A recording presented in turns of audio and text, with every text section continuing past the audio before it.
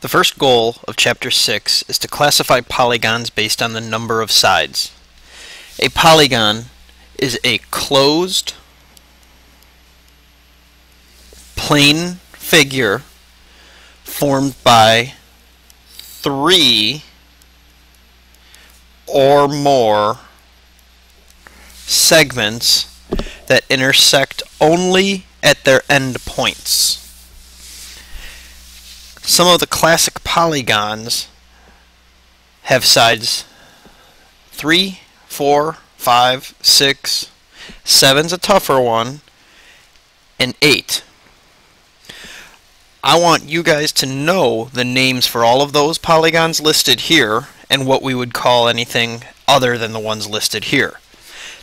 Press pause on the video and then go ahead and see if you can name the polygon with 3 sides, 4 sides, 5 sides, 6 sides, 7, and so on. After you've named as many as you can, press play again and see how you did. Okay, hopefully you didn't cheat and you actually tried that.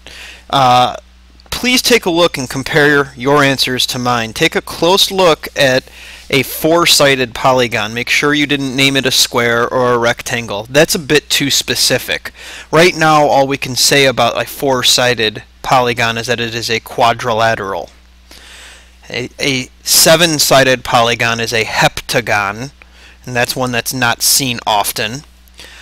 9-sided is nonagon, 10-sided is decagon, 12-sided is dodecagon. Those are the ones that I'm going to want you to be able to recognize right off the bat. Anything bigger than 12 sides, I'm not going to expect you to recognize any particular name, and we would just call it an n-gon. For example, if it had 22 sides, we'd call it a 22-gon.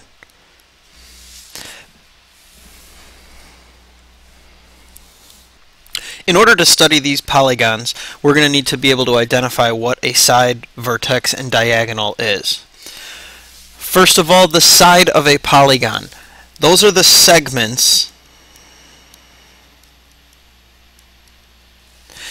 that form the polygon. In this case, this would be a side, this would be a side, this would be a side, and so on.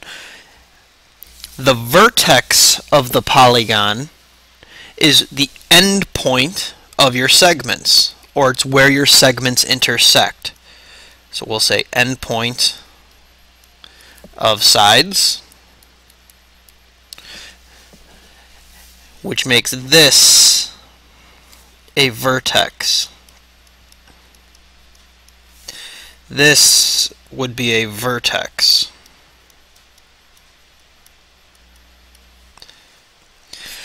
The diagonal of a polygon is an imaginary segment. It's not drawn, but it's there, that connects 2 non-consecutive vertices.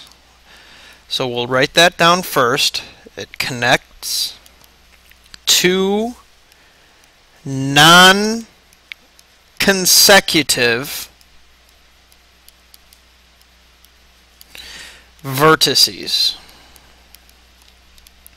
So what that means is this is a vertex, this is a vertex, but since I can just get from one vertex to the other along one side, those are consecutive. A diagonal doesn't connect consecutive vertices. This vertex with this vertex are non-consecutive. If I connect that, there's a diagonal. I can connect those 2 vertices for a diagonal. I can connect those 2 vertices for a diagonal. So you can have multiple diagonals in a polygon. So for these 3 figures, we're just going to be checking. Is it a polygon? Does it fit the definition that we just talked about? If it is, what is it based on its number of sides? How would we name it? Number 1 is not made up of segments. We had talked about how a polygon had to be formed by segments. This is a curve, not segments, so this one would not be a polygon. So this one is not a polygon. Number 2 is all made up of segments. It's closed, so we talked about it having to be a closed figure, which means all of my segments intersect at endpoints. So this is a polygon. At this point, we would have to count how many sides it has to name it. There's 1, 2, 3, 4, 5, 6, 7, 8, 9, 10, 11, and 12 sides on this polygon, so we would call it a dodecagon.